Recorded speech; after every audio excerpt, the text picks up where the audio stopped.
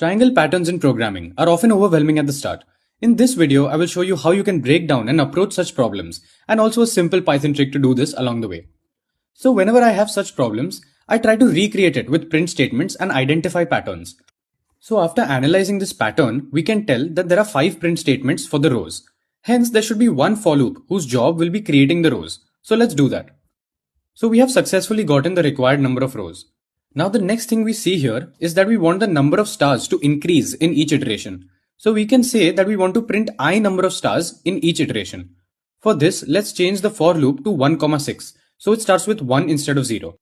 Now Python being Python allows us to multiply strings as well in such a manner.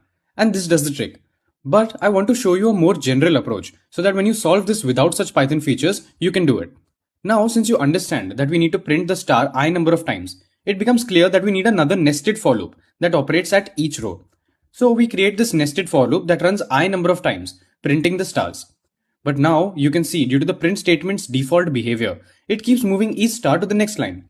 So let's set end to an empty string to make the rows stick together.